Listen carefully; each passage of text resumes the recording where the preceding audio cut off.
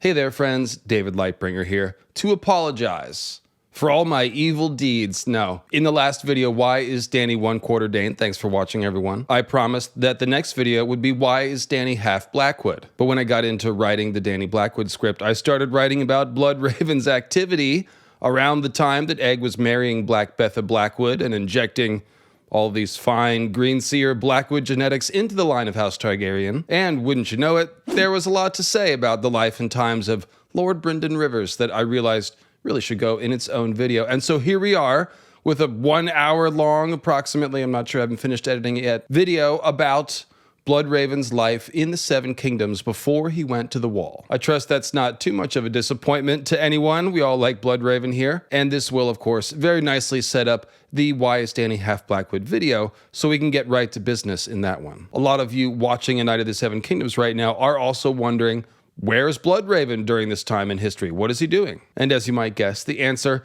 definitely involves spying on people, but there's also other cool stuff like thwarting nascent Blackfyre Rebellions in their crib, hanging out and doing sorcery with Shiera Seastar, and perhaps being initiated into the higher mysteries of the Green Seers with a steaming bowl of weirwood paste served up perhaps by the ghost of Highheart, who was roaming the Riverlands at that time, or perhaps even by Leaf, Child of the Forest, who was walking the realms of men at that time as well. Bloodraven is almost certainly making moves to manipulate the Targaryen bloodline to eventually produce some princes and princesses that were promised, and it's possible that he may have killed a few family members along the way in order to accomplish that task, or other goals that he had. Now, a lot of the juicy Brynden Rivers material does come from the Dunk and Egg novellas, so this will contain spoilers for future Dunk and Egg, or future Knight of the Seven Kingdoms seasons. And speaking of Leaf, Child of the Forest, I've also got a brand new kind of crazy theory about Leaf and her connections to Bloodraven and the Ghost of Highheart. And although I actually recorded that to go at the end of this video got a little long. And so I'll be releasing that in a couple days as a little shorty, just to add on to this one. And yes, that was a Leaf may have been Bloodraven's shorty joke. You see where I'm going with this. So please do click that thumbs up button and leave a comment below so that YouTube knows that you want to see David Lightbringer videos in your feed, and I know you do. But make sure to keep the comments respectful, everyone, because Bloodraven is #always-watching, #always-listening. That's right, he was running a total information awareness network long before Palantir, not before Tolkien's Palantir. Those are much older. I'm talking about the satanic one, you know, the one where you can contact evil spirits. This guy, the sweaty dude that turned up all over the Schmurfstein files. Anyway, if you're sensitive to political jokes in a Bloodraven video, grow up. And thanks for clicking on my video. Let's get started.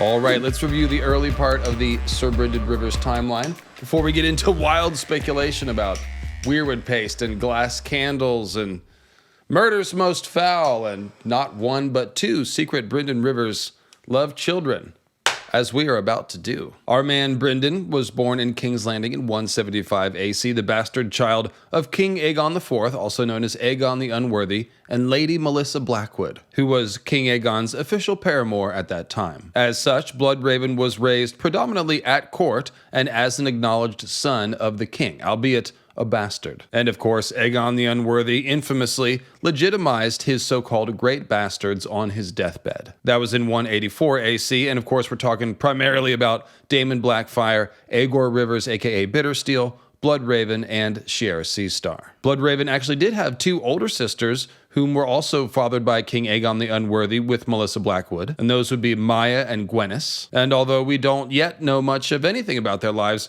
Grey Waist Tim is apparently cooking up some tinfoil about one of those sisters being an ancestor, secretly an ancestor of someone very important in the main story. So make sure you're subscribed to the Grey Waist Tim channel for more on that. And also go watch his Future of Dunk and Egg video because it's really funny. Now, I did do an in-depth breakdown of the first Blackfyre Rebellion a few weeks back. Thanks for watching, everyone. So that's where you can find the full history of Aegon the Unworthy and everything that went into the rebellion and the rebellion itself, as we're only going to talk about the Bloodraven end of things today. In any case, Brynden Rivers was only 9 years old in 184 AC when he was legitimate demised with the other great bastards. And then the Blackfyre Rebellion broke out 12 years later in 196 AC, when Bloodraven was 21. We know that in between those dates, he struck up a famous romance with the beautiful Shiera Seastar, as well as an infamous rivalry with the not as beautiful Bittersteel, although perhaps some of you in the audience prefer that sort of thing. And we also know that Bloodraven was working doggedly on behalf of his half-brother, King Daeron II, Daeron the Good, as tensions began building between #Team Daeron and #Team Blackfyre. We're also told that Bloodraven's mother, Missy Blackwood, was, just really cool and very popular at court, and that young Sir Brynden was able to capitalize on that popularity and build a bunch of connections in King's Landing even after Missy was dismissed as Aegon the Unworthy's paramour. These political connections paved the way for Bloodraven's eventual rise to Master of Whisperers and then Hand of the King. We know that he was trained at arms by the legendary Sir Quentin Ball, aka Fireball, who was Master at Arms at the Red Keep during the reign of King Aegon the Unworthy, and he basically trained everyone involved at Redgrass Field. Fireball did. So Bloodraven, Bittersteel, Daemon Blackfyre, also the Hammer and the Anvil, Baelor and Maekar, all of them learned how to fight from the same guy, probably at the same time, and this is going to make a really good TV show whenever they do this, because they're all hanging out and sparring in the yard and trading dark looks and getting ready to, have a war. So at some point, Brynden was knighted, we don't know when, but likely sometime before the rebellion, so that would be during his late teens. And at some point he was given the other Targaryen family sword, the Valyrian sword, Dark Sister. And the question of when he was given Dark Sister and by whom is actually a pretty interesting one. The first time Bloodraven is noted in the text as carrying Dark Sister for sure is in 205 AC. That's actually from Dunk's memory of seeing Bloodraven in King's Landing that one time. And let's go ahead and read this quote to sort of set the Bloodraven vibes. 6 years ago in King's Landing, Dunk had seen him with his own 2 eyes as he rode a pale horse up the street of steel with 50 ravens' teeth behind him. That was before King Aerys had ascended to the Iron Throne and made him the Hand. But even so, he cut a striking figure, garbed in smoke and scarlet with Dark Sister on his hip.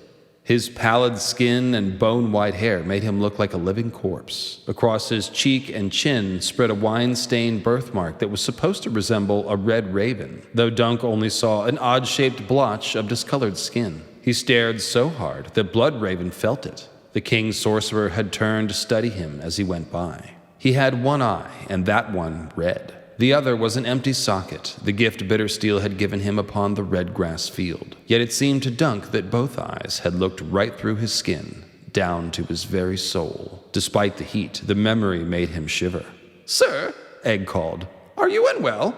So again, vibes, right? Bloodraven is already looking like a corpse here, long before Bran met him in the cave and referred to him as some grisly talking corpse. But getting back to the Dark Sister question, we have 2 choices. Basically, it was either Aegon the Unworthy or King Daeron who gave him the sword. We know that Aegon the Unworthy did give Blackfyre to Daemon, infamously, a couple of years before he died, when Daemon was 12 in 172 AC. The next year, in 173 AC, the previous owner of Dark Sister, Aemon the Dragon Knight, dies while defending the king, Aegon the Unworthy, who is Aemon the Dragon Knight's brother, from an attempted assassination, thus freeing up Dark Sister, potentially to be given to someone else. So, did Aegon the Unworthy perhaps give Dark Sister to Bloodraven before he died, fresh on the heels of giving Blackfyre to Daemon? It seems like this is something we would have heard about in the histories if so I'm guessing not. But it is theoretically possible, so I thought I would mention it. George still has a lot to flesh out regarding the history of this time. That'll be in Blood and Fire,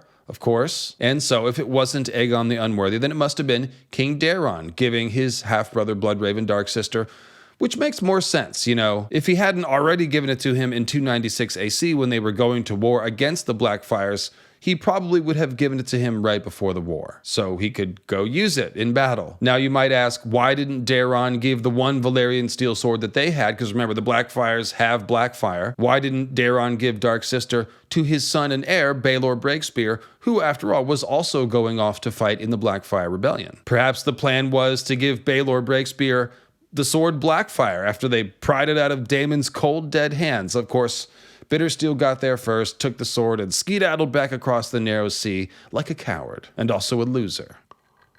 And Grey Waste Tim even thinks that Bittersteel may have ended up pawning Blackfyre in order to finance the creation of the Golden Company. But again, subscribe to the Grey Waste Tim channel so you'll see a notification when he makes a video about it. Or maybe he's already talked about, he's got a lot of Blackfyre related videos, so go check him out. In any case, we're told that Bloodraven was a competent swordsman worthy of carrying Dark Sister, but that he actually preferred his weirwood longbow, with which he launched weirwood arrows high into the air to fall and strike with the deadly accuracy of a drone strike. I wrote guided missile in the script, but I realized that's a dated reference. And this, of course, is according to the memory of Sir Eustace Osgrey, who thinks that Bloodraven was not only able to hit Daemon Blackfyre and kill him and his two sons, but that Bloodraven was able to choose in what order he slew them. So, a white arrow and a black spell, as he says. Now, as we discussed in the Blackfyre Rebellion video, it certainly is plausible that cut weirwood still has magical properties. And guiding an arrow with a bit of a spell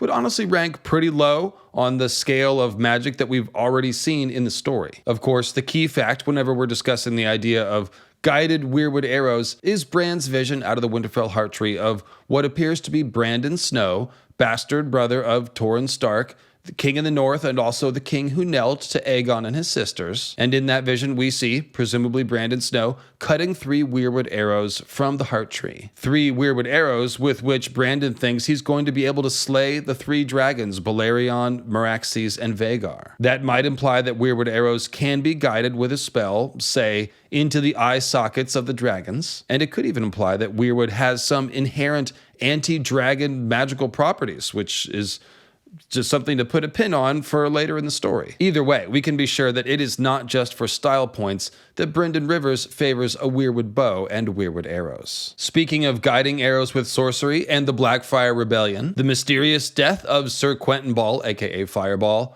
bears mentioning because it's very suspicious. He died on the eve of Redgrass Field, apparently shot down by some random archer while he was taking a drink from a stream. Which, you know, very convenient for #Team Daron, that Daemon's top general, who had been blazing a path of carnage through the Westerlands and the Reach, just happens to get taken out by a rando archer before the penultimate battle of the war. And I really am sorry that it is so impossible to talk about Bloodraven conspiracies without so much sarcasm and isn't it convenient? But that is unfortunately the way of it. And that's also pretty much the story of Brynden's life up until the age of 21. And so now let's get into his post-Blackfyre Rebellion life, which stretches from 196 AC all the way till 233 AC when Egg sends him to the wall. Although Brynden's never really in his post-Blackfyre Rebellion life. He's still thinking about it now. I don't know if you've heard about this, but the Blackfyre Rebellion sequels are kind of like Marvel movies. You know, there's always one more on the way.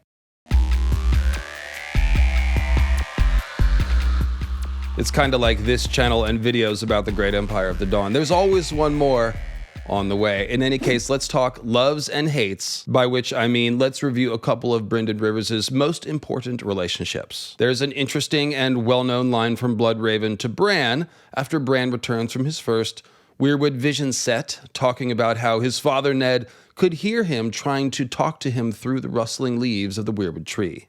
He heard a whisper on the wind, a rustling among the leaves. You cannot speak to him, try as you might.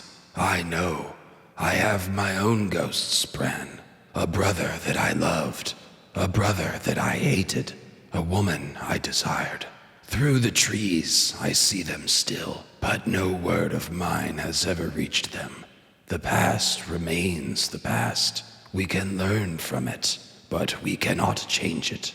So, setting aside the fact that Bran seems like he is going to find a way to change the past at least a little bit, because there is going to be some sort of a book version of the Hodoring that we saw on the TV show, and that obviously is some sort of timey-wimey, wibbly-wobbly stuff. We really do have to take a moment to think about the emotional impact of Brynden sitting there in that cave for like 50 years with nothing to do but hatch conspiracies and review the events of his life. A silent spectator, wishing that he could talk to people he can't reach, or perhaps redo moments of his life that didn't turn out the way he wanted. Now, we know who the brother that he hated is. Obviously, that's Aegor Rivers, aka Bittersteel. Bloodraven remained obsessed with him and his potential for starting new Blackfyre Rebellions throughout his life, which does seem kind of justified. I mean, the relentless vigilance of Bloodraven was matched only by Bittersteel's stubborn determination to keep launching more Blackfyre Rebellions. The Bittersteel Bloodraven feud, of course, starts by building on top of the 8,000-year-old Bracken Blackwood thing, throw in a rivalry over Shiera Seastar, and then there's also the eye that Bloodraven lost to Bittersteel on the Redgrass field. So no shortage of bitterness on either side. And one of the funniest running gags in all of A Song of Ice and Fire, in my opinion, is Bloodraven defending himself to Hedge Knight Kyle the Cat when he's in disguise as Maynard Plum. Myself, I blame Bloodraven, Sir Kyle went on. He is the king's hand, yet he does nothing, whilst the Kraken spread flame and terror up and down the sunset sea. Sir Maynard gave a shrug, his eyes fixed on Tyrosh, where Bittersteel sits in exile, plotting with the sons of Daemon Blackfyre, so he keeps the king's ships close at hand, lest they attempt to cross.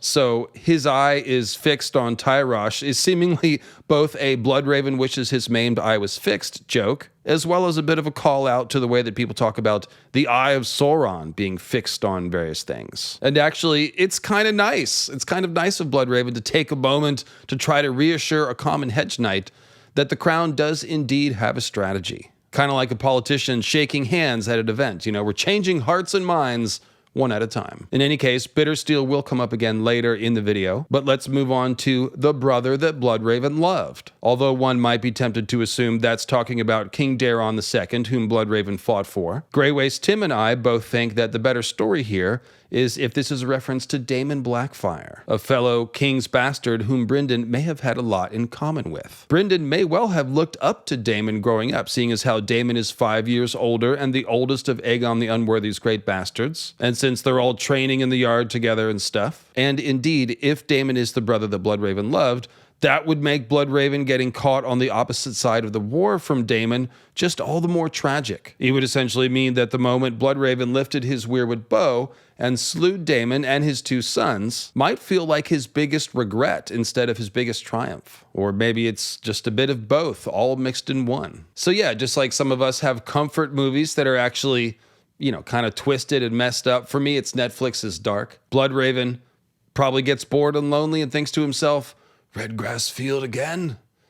Yeah, I think so. I do picture Bloodraven as kind of an emo child and a glutton for punishment, so I'm guessing he just stares into that abyss. Of course, there might be one person that Bloodraven can still reach from the Weirwood Cave, and that would be the woman that he loved, Shiera Seastar. We're never told in any of the books what happened to Shiera, if she died, when she died, if she disappeared, and so she definitely has become the subject of fan theories, and mostly here we're talking about, is she Quaithe? Now, I did a detailed Quaithe livestream to tackle the 3 most likely candidates for who is Quaithe, that being Shiera Seastar, Alyssa Farman, and Ashara Dane. We took a look at each one, so check that out. But yes, there is a possibility that Shiera Seastar, a powerful sorceress in her own right, managed to extend her life and still exists out there somewhere. Perhaps in a drafty, abandoned tenement somewhere in a shy by the shadow. The tenement is drafty, the mask is musty. But setting aside the Quaithe theories, let's go backward and talk about what we actually know about the relationship between Bloodraven and Shiera. And let me also give a shout out to my other Sunday night co-host, Estella Graves' YouTube channel of the same name, because she made pretty much the definitive Shiera Seastar video. I know you guys will enjoy that. And she even went to the length to digitally alter her pupils to be green and blue, which was apparently too much work for HBO to give the Targaryens purple eyes, so yeah. Now, most of what we know about Shiera Seastar is actually not in the main books, but rather comes from a description that George R.R. Martin gave to artist Amok, who drew a lot of the very first portraits of A Song of Ice and Fire characters. We have the exact text of what George wrote, so this is canon, it's just not in the main books. And so he said, Shiera was born with 1 dark blue eye and 1 bright green one, but the singers said that this flaw only accentuated her loveliness. George also says that she was the greatest beauty of her age, and that her mismatched eyes were strangely large and full of mischief. Her rivals said she used them to melt men's hearts. You can certainly see this love of mischief, per se,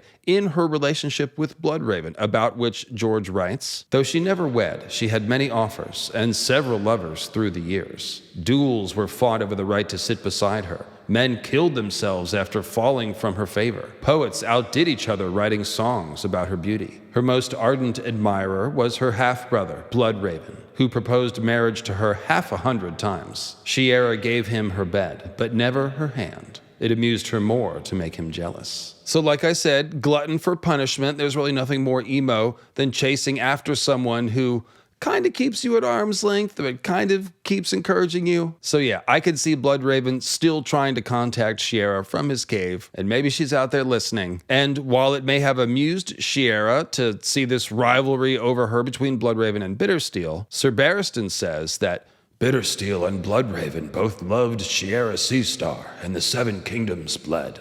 Now, that's probably an oversimplification and a bit of an exaggeration. However, Bittersteel was one of the major forces encouraging and even pushing Daemon to go to war, and this rivalry over Shiera Seastar certainly fueled Bittersteel's hatred. Now, what we can be sure of is that Bloodraven and Shiera shared a love of, or you might say fascination with, sorcery. As we know, many Targaryens are fascinated with sorcery. They're a very magical house, and Shiera's mother was also a sorceress. That would be Serenay of Lys, who was the last scion of an ancient and impoverished Valyrian line that survived the Doom by virtue of being in Lys and not Valyria. This next quote is from the Sworn Sword and comes as Dunk and Egg grapple with the rumors that Rohan Weber might be a sorceress, which she wasn't, of course, but yeah. Highborn ladies don't meddle with the black arts. They dance and sing and do embroidery.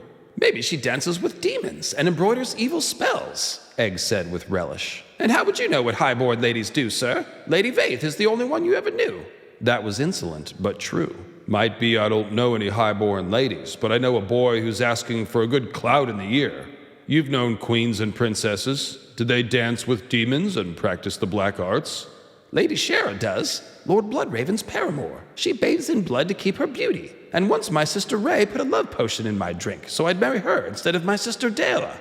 Now, apparently, Egg spit the love potion out, and it didn't work. But you can see how the younger members of the family view their witchy Aunt Shiera. We don't know if women such as Serenay of Lys or Shiera Seastar or Mad Donnell Lothston or whomever else bathed in blood to keep their beauty, but we do know that all different kinds of magic in this universe can be used to extend someone's lifespan. We've seen that with the Greenseers, with the Undying Ones of Karth, and with Melisandre. That means that these rumors could have some truth to them, and that Shiera was already using sorcery to extend her lifespan, so yes, she could be alive, especially if she relocated to Asshai and studied shadowbinding magic and eventually became Quaithe. And for all we know, bathing in blood could be a thing. I mean, blood magic is the most powerful form of magic in the story, and Mirri Maz Duur, if you think about it, she did use a blood bath in her rituals to try to save Khal Drogo. In any case, Shiera definitely seems to be someone who practices magic, and the World of Ice and Fire, speaking about Bloodraven, says that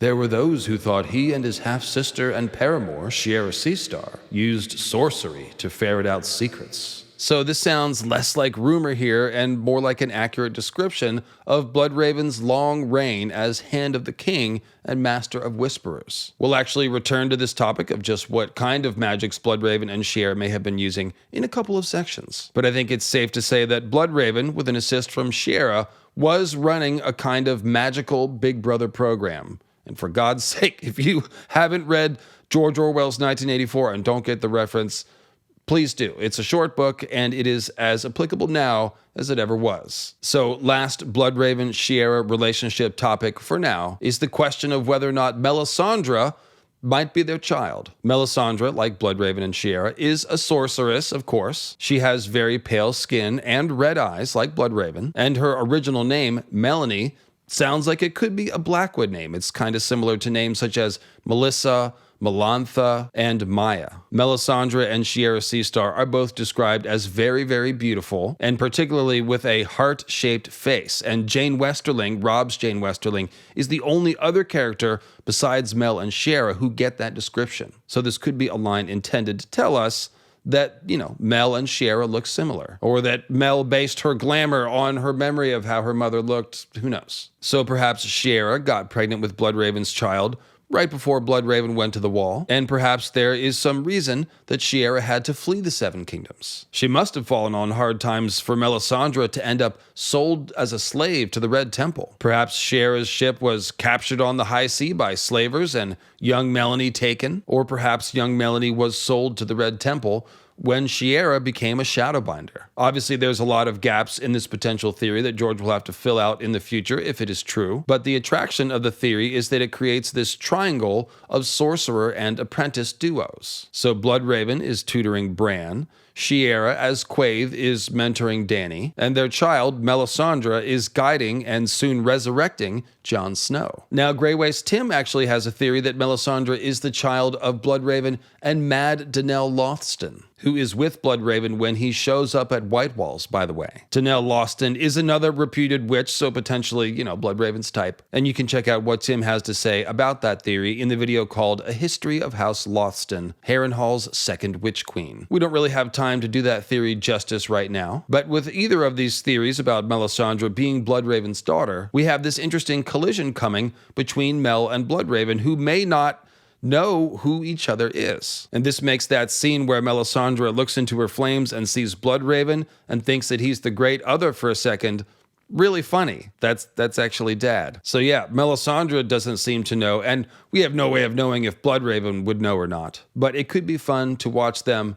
figure it out in a sort of weird family reunion on the astral plane. Along the same lines, even if Melisandre is not related to Bloodraven at all, the idea that Quaithe might be Shiera Seastar is still a very interesting parallel. We've got Bloodraven and his old love sitting at very opposite corners of the map and trying to help the two most magical characters in the story, Daenerys and Bran, save the world. They might be doing this while being in contact with each other, or they could be working towards the same goal unknowingly. And either way, that's what I call a long-running relationship. In any case, we've gone well beyond the Wall now, so let's rewind that and talk about Bloodraven's reign of terror as Hand of the King and Master of Whisperers.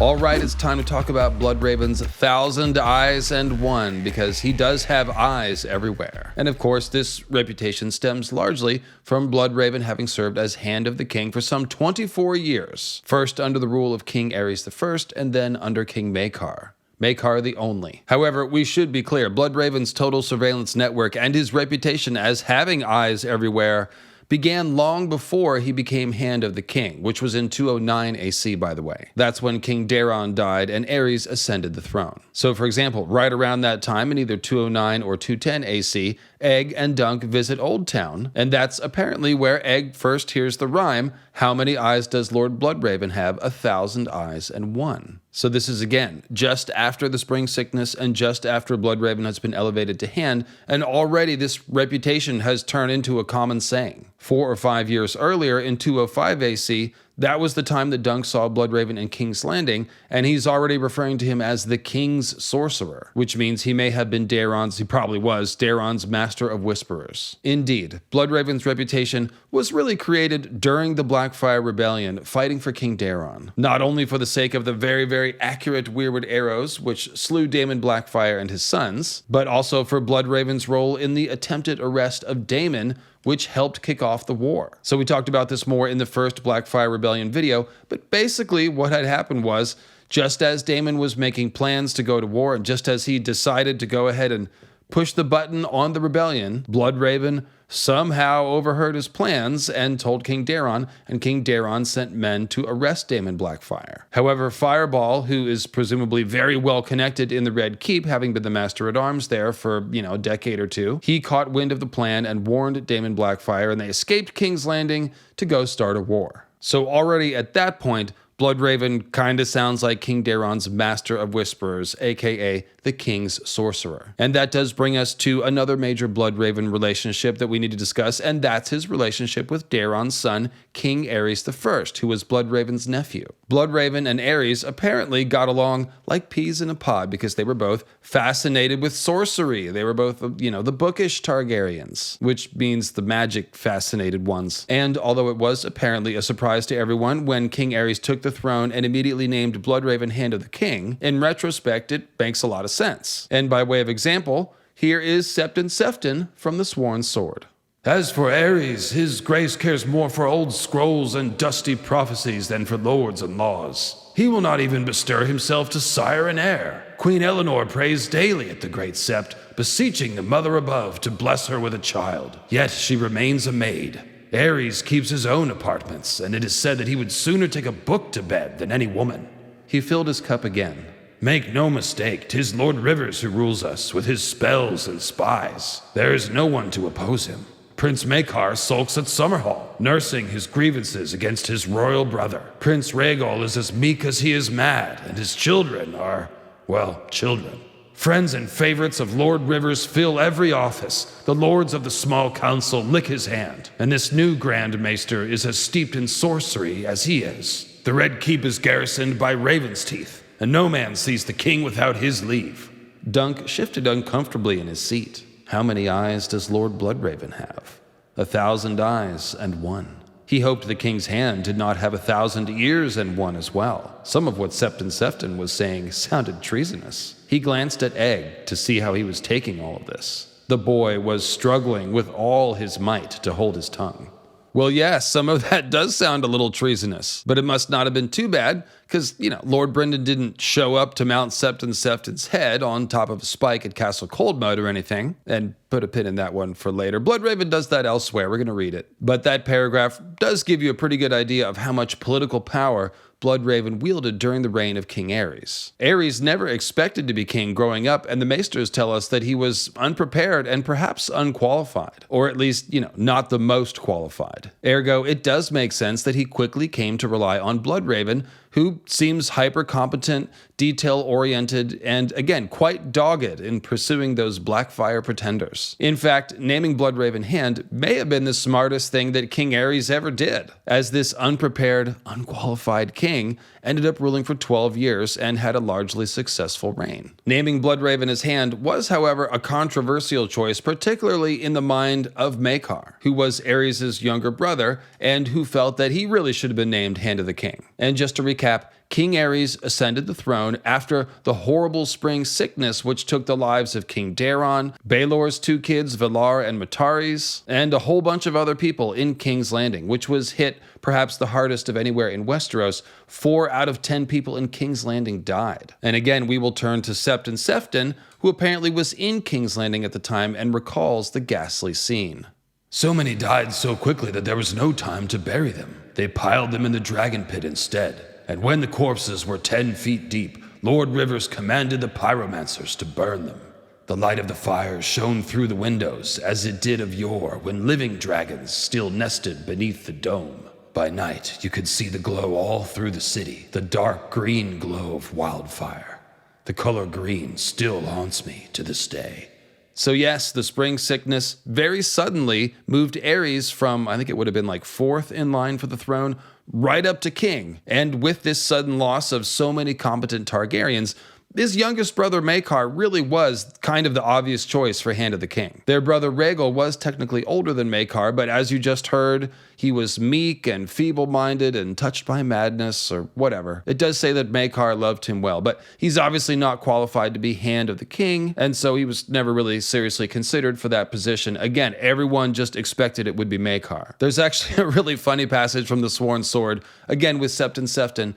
Dunk and Egg are listening to him talk, and Sefton is basically accusing Maekar of sulking at Summerhall because Maekar left King's Landing for Summerhall when he wasn't chosen as Hand of the King. Egg starts to deny that his father is sulking, and Dunk's like, well, you sulk a bit, so Egg again defends his father, saying, I call it being wroth, Egg declared loftily. His Grace should have made my father Hand. He's his brother, and the finest battle commander in the realm since Uncle Baelor died. Lord Bloodraven's not even a real lord. That's just some stupid courtesy. He's a sorcerer, and baseborn besides. Egg also says that the High Septon counseled Maekar never to put any trust in Bloodraven or any other bastards, because bastards are just bad. It's some of that stuff. The Westerosi anti-bastard prejudice, yeah. Now, despite this, and despite Bloodraven having been appointed to the position that Maekar felt he deserved, Maekar's bitterness seems mostly directed at his brother Ares and not at Bloodraven. Because when Maekar did become king in 221 AC, he kept Bloodraven on as Hand of the King. Now, if this were anyone besides Maekar, we might speculate that Bloodraven was just so entrenched in his position that the new king was afraid to name someone else hand. But that, again, doesn't really fit anything we know about Maekar. So it's probably just a matter of Maekar recognizing that Bloodraven was very good at his job, and also the fact that the threat of more Blackfyre rebellions was always looming on the horizon across the Narrow Sea. And that brings us back to Bloodraven's Big Brother routine. And I do want to do a dedicated video about the second Blackfyre Rebellion, which is basically the story told in the third Dunk and Egg novella, The Mystery Knight. So I will only briefly sum up here. But as you will no doubt recall, Bloodraven very effectively snuffs out John the Fiddler, aka Daemon Blackfyre II's nascent rebellion before it has a chance to get off the ground. And he does this by infiltrating the Traitor's Tourney at White Walls under the guise of Sir Maynard Plum, Hedge Knight of House Plum. Hilariously, Bloodraven, as Maynard Plum, says that he's distantly related to Lord Viserys Plum, which is actually true because Viserys Plum is the son of Aelena Targaryen and Lord Ossifer Plum, who was very old and took one look at the naked lady on his wedding night and keeled over. But not before impregnating Aelena Targaryen. That's the whole joke that Brown Ben Plum is telling Dany about the 6-foot cock because he, from the grave. It's also rumored that the real father was Aegon the Unworthy. And so that means that depending on who the father is, Viserys is either Bloodraven's third cousin or half-brother. In any case, Bloodraven, as Maynard Plum, is basically there at White Walls to hear every treasonous toast, every little whisper of treason. He's just right there listening, even as everyone in the room is speculating about who there might be a spy for Bloodraven. Turns out Bloodraven does his spying in person, at least sometimes. Although we do know he had other men there as well, the troop of comic dwarves and the Veerwell man-at-arms, and perhaps more. After all, how did Bloodraven know to infiltrate the tourney at White Walls in the first place? He already knew what he was going to find when he showed up, so eyes everywhere. So this Traitor's Tourney and the events of the Mystery Knight take place in 212 AC, and after the war, Bloodraven chooses to hold Daemon II, aka John the Fiddler, captive instead of striking off his head. And he does this to prevent Bittersteel from crowning Daemon's younger brother, Haegon Blackfyre, over in Tyrosh, because Bittersteel actually preferred Haegon to Daemon II. Daemon II was a little fruity for Bittersteel, if you know what I'm saying. He's kind of a bigot. Now, sadly, Daemon II Blackfyre, aka John the Fiddler, died a few years later in captivity, most likely expiring from a lack of fiddling. I don't think they let you bring the fiddle into the Black Cells. So Bittersteel did promptly crown Haegon Blackfyre and invade Westeros soon after. So in 1019 AC, we get the third Blackfyre Rebellion, in which Dunk and Egg both fight. And Egg's actually 19 by this time, so he's sort of proving himself here. And also Aerion Brightflame. He was around to fight in this war, and Aerion may have actually been the one to slay Haegon Blackfyre dishonorably after he had surrendered and given up his sword. We know that happened, but not for sure who did it. But it does seem like the kind of thing that Aerion would do. So we may actually get this as a season of A Knight of the Seven Kingdoms if they, stick with George's plan to let them do all the rest of his planned Dunk and Egg novellas as seasons of A Knight of the Seven Kingdoms. So stay tuned. As for Bloodraven, during this third Blackfyre Rebellion, he fought his second duel with Bittersteel at this time and apparently won because they took Bittersteel captive. Bloodraven and Aerion Brightflame both argued in favor of striking off Bittersteel's head, but King Aerys decided to make him take the black instead, and wouldn't you know it, some Blackfyre loyalists intercepted the ship on the way to Eastwatch by the Sea, sprung Bittersteel, brought him back across the Narrow Sea, and they, began plotting more rebellions, and Bittersteel crowned Haegon's eldest son as Daemon III Blackfyre, king in exile. And here I will jump in with a post-production edit from an entirely different camera angle because I screwed up some of the Blackfyre history the first time. It is kind of confusing in my defense, because even though Bittersteel crowned Daemon III Blackfyre as the official Blackfyre king in 219 AC, he and Bittersteel didn't invade Westeros until 236. By that time, Bloodraven was long gone to the Wall, and it was King Egg and also Dunk who met Daemon III at Massey's Hook, and actually Dunk slew Daemon III in single combat. That's beside the point for today because Bloodraven wasn't there, but what's confusing is that even though Daemon III is the official Blackfyre king during this entire time period, it's actually Aenys Blackfyre who was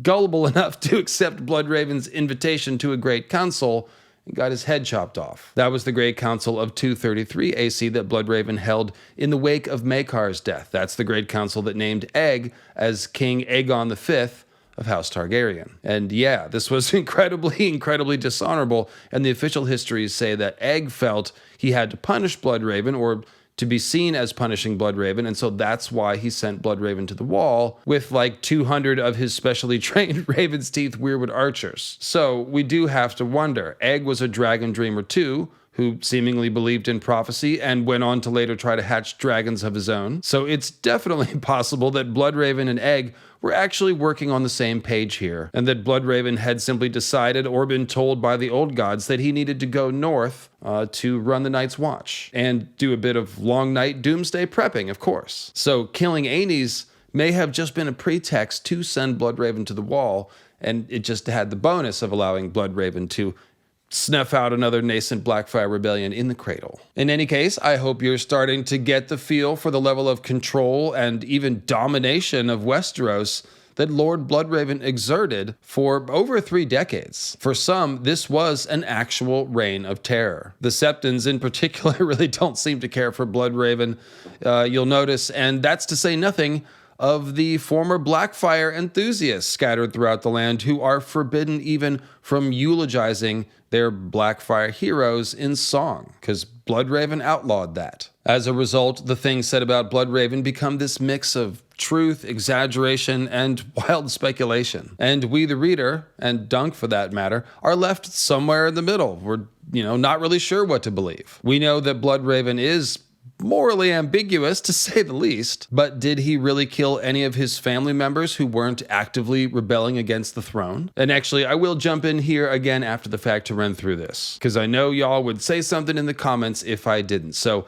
Daeron, Valar, and Mataris all died in the spring sickness. That's obviously not Bloodraven's fault, although he could have used the spring sickness as a cover to kill them with exactly the same symptoms as the spring sickness. That doesn't sound likely, but who knows? Maybe he did. Valar's sons died in the womb, which we're about to hear about in just a second. So maybe Bloodraven killed them in the womb. Again, it's not very convincing. Then we have Bloodraven's BFF prophecy friend, King Aerys I. He dies at age 49 of natural causes. So again, there doesn't seem to be much reason for Bloodraven to kill him. He doesn't have any children, so the throne is either going to pass to Rhaegal or Maekar anyway. And that brings us to the real suspicious deaths. That is the death of Rhaegal in 215 AC and the death of his twin children, Aelor and Alora, shortly after. So first, Rhaegal dies choking on some lamprey pie, which obviously reminds us of the death of King Joffrey, which was a murder. That made his son Aelor the heir, but apparently Aelor died in some sort of tragic accident, which is not described, but which we know did involve his twin sister Aelora, who then unalived herself shortly after in grief. So those deaths are a little bit sus, and they do have the desired result of making Maekar the heir and shifting the royal bloodline to Maekar's descendants, which include Egg, but Egg is only the 4th son of Maekar, so he's not in line for the throne yet. So let's run through Maekar's kids. Daeron the drunkard, he dies of a pox caught from a sex worker, so maybe that's him drinking and debauching himself to death, or maybe that's a Bloodraven deed. And then we have Aerion Brightflame drinking wildfire and unaliving himself. Was he inspired to do that by a dragon dream? It seems so, because Maester Aemon says the dreams killed all of his brothers. And did that dragon dream come from Bloodraven? Did Bloodraven plant the idea of drinking wildfire so that Aerion would unalive himself? Could be. Maester Aemon joins the Citadel, of course, and that leaves Egg as king. So basically, there's no direct evidence suggesting that Bloodraven killed any of these people, but you can kind of point at any of these deaths and say, well, maybe, and also wasn't it convenient for somebody trying to steer the Targaryen bloodline? So let me know in the comments how many family members you think Bloodraven has killed. Bloodraven is also blamed for the blight that lasted for a couple of years at the beginning of Aerys' reign, which seems obviously silly, but still gives you an idea of the level of fear and suspicion that was directed at him. And the idea that he would kill any one individual, even a family member, to accomplish a goal that he felt was important enough is basically well established. And so it's hard to say how many people Bloodraven has killed. We know he won't hesitate to, again, strike off the head of anyone actively speaking treason against the crown, which is either doing what you gotta do in a feudal monarchy or a little bit fascist. I mean, after all, no one wants to live in a country where your political opinions can get you thrown in jail. I mean, that's more or less the antithesis of a free society. No one likes that. And in fact, the mystery, I'm not talking about real life, just we're talking fantasy here, folks. The Mystery Night actually opens with Dunk and Egg leaving the town of Stony Sept and regarding some of Bloodraven's handiwork, which is a head mounted on a spike by the town gates. Wait, I know that face. You do, sir, said Egg. 3 days ago, the hunchback Septon we heard preaching against Lord Bloodraven. He remembered then. He was a holy man sworn to the Seven, even if he did preach treason. His hands are scarlet with a brother's blood, and the blood of his young nephews too, the hunchback had declared to the crowd that had gathered in the market square. A shadow came at his command to strangle brave Valar's sons in their mother's womb. Where is our young prince now? Where is his brother, sweet Matares? Where has good King Daeron gone and fearless Baelor Breakspear? The grave has claimed them, every one, yet he endures, this pale bird with bloody beak who perches on King Aerys' shoulder and caws into his ear. The mark of hell is on his face and in his empty eye, and he has brought us drought and pestilence and murder. Rise up, I say, and remember our true king across the water. 7 gods there are, and 7 kingdoms, and the black dragon sired 7 This is just a bunch of Blackfyre heresy. We don't need to read all that. Cast down Bloodraven, that foul sorcerer, lest your children... Yeah, this is just propaganda. I mean, we're happy for you, or sorry that happened, either way. And you'll remember just a minute ago, I said the biggest Bloodraven haters were Septons and Blackfyre enthusiasts, and this guy turned out to be both. Wah, wah. And even though Dunk is obviously not someone who speaks such treasonous talk, he still feels the terror of Bloodraven's shadow, realizing that they saw this man alive 3 days ago, and now he's ahead feeding the crows. Dunk thinks to himself, every word was treason. Even so, it was a shock to see him here, with holes where his eyes had been. Dunk then goes on a little inner monologue review of some of the wild things he's heard people say about Lord Brynden, but that's going to take us to our next topic, which is, with all the different kinds of magic that Bloodraven and Shiera Seastar potentially had at their disposal, just which magics were they using to spy on people? And also, did he eat weirwood paste before going to the wall? Brynden and Shiera sitting in a chair. How many glamours do they wear? So yes, let's talk about what magics and how many they are employing. And like I said, as Dunk is contemplating the decapitated head of the treasonous Septon, he gives us a little taste of just how people speak about Lord Bloodraven. How many eyes does Lord Bloodraven have? The riddle ran. 1,000 eyes and 1. Some claimed the king's hand was a student of the dark arts who could change his face, put on the likeness of a one-eyed dog, even turn into a mist. Packs of gaunt gray wolves hunted down his foes, men said, and carrion crows spied for him and whispered secrets in his ear. Most of the tales were only tales, Dunk did not doubt, but no one could doubt that Bloodraven had informers everywhere. So again, I will say that these rumors sound less like rumors and more like an accurate description of what skin changers can do. And also an uncannily accurate description of Odin, of course, the Norse god of shamanism and war and many other things. Shout out to his wolves, Gary and Frecky, and his ravens, who do sit on his shoulder and whisper things to him, Hugin and Munin. And in all seriousness, the point of Martin spinning up these rumors of the common folk from the actual powers and abilities of Odin seems like it would be to give us knowledgeable readers a clue that Bloodraven was already using his skin changer and maybe even green seer magic at this time, since all of that shit is based on Odin. And to be clear here, there's two possibilities. He may have just been using skin changer magic, i.e. wolves and ravens, to spy on people, or, as we'll talk about in the Ghost of Highheart Leaf Child of the Forest Bloodraven video coming in a couple of days, it could be that Bloodraven ate weirwood paste and wed the trees long before going north of the wall and finding the cave full of children of the forest. Either one of these magics, skin changing or green seeing, really would be the best explanation for the punchline of the saying, how many eyes does Lord Bloodraven have? 1,000 eyes and one. His 1,000 eyes would be the eyes of the birds and wolves and maybe the weirwoods, right? I mean, the people in the story who made up the saying, they're primarily thinking about him just having a lot of spies, obviously. Although it does kind of seem like, word is getting out about him using the birds to spy on people. So maybe some people had that in mind too. But for we, the reader, we're definitely thinking of this famous passage from A Dance with Dragons when Bran meets Bloodraven.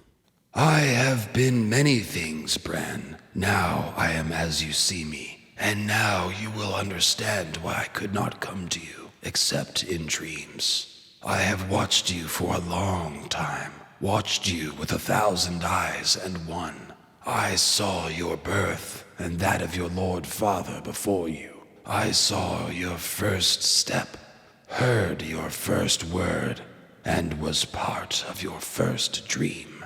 I was watching when you fell.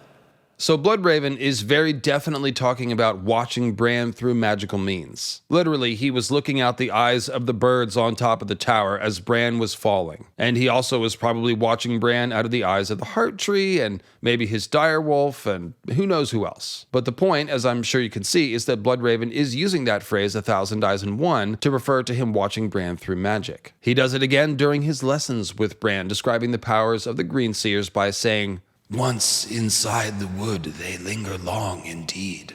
1,000 eyes, 100 skins, wisdom deep as the roots of ancient trees. Green seers. Bran then repeats the mantra when he's about to eat the weirwood paste. 1,000 eyes, 100 skins, wisdom deep as the roots of ancient trees.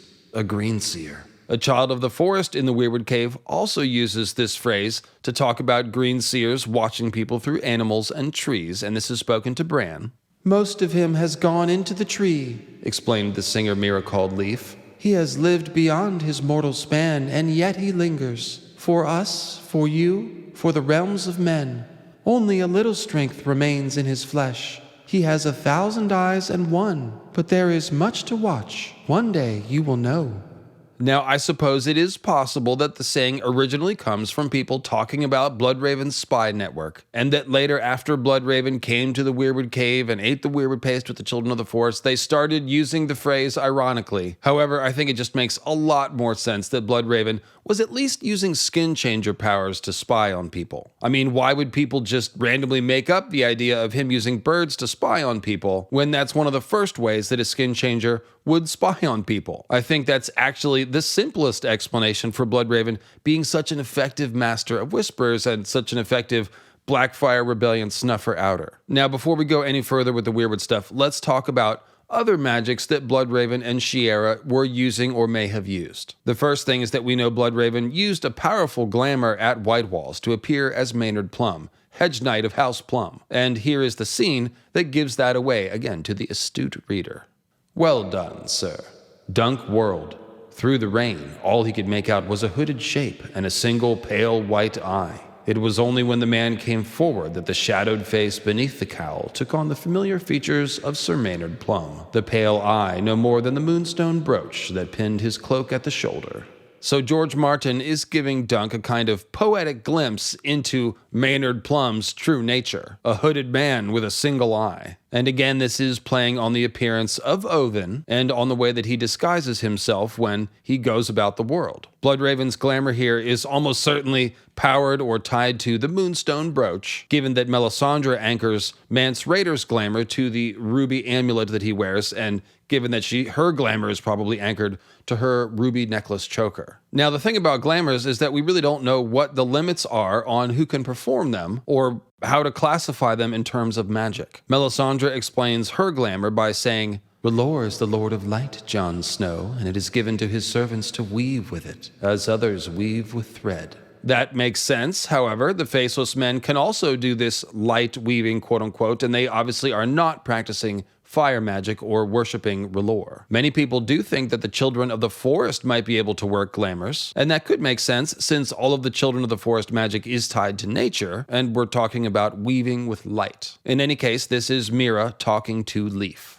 You speak the common tongue now. For him, the Bran boy, I was born in the time of the dragon, and for 200 years I walked the world of men, to watch and listen and learn. I might be walking still, but my legs were sore and my heart was weary, so I turned my feet for home. 200 years, said Meera. The child smiled.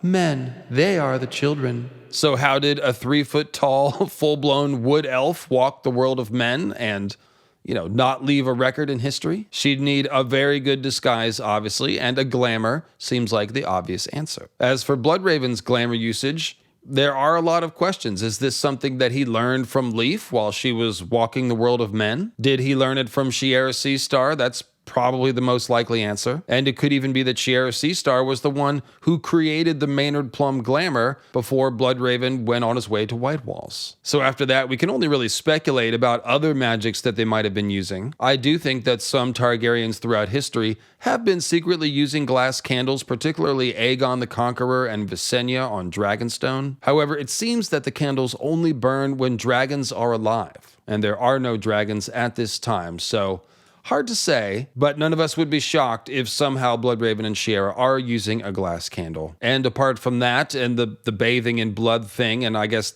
random other forms of blood magic, I'm not really sure what else there would be for them to use. I mainly think that it is Bloodraven using skin changing to spy. And for me, the big question is, was he only using skin changing magic to spy through animals, or did he eat weirwood paste, get initiated, and was he using the actual weirwood net to spy on people? Bran was using his wolf warging magic long before he got to the weirwood cave and ate the weirwood paste, after all. And so that means it's time to talk about the Ghost of Highheart, Leaf, Child of the Forest, and the Old God's long-term running involvement in the affairs of House Targaryen, which, as I said at the top, will be in a different video that will come out in 2 days' time. It's just going to have a picture of Bloodraven and Leaf, Child of the Forest, and the Ghost of Highheart on there. And in that video, we will explore both the idea of Bloodraven eating weirwood paste before he went to the Wall, as well as the idea that the Ghost of Highheart is the child of Bloodraven and Leaf, which means that Bloodraven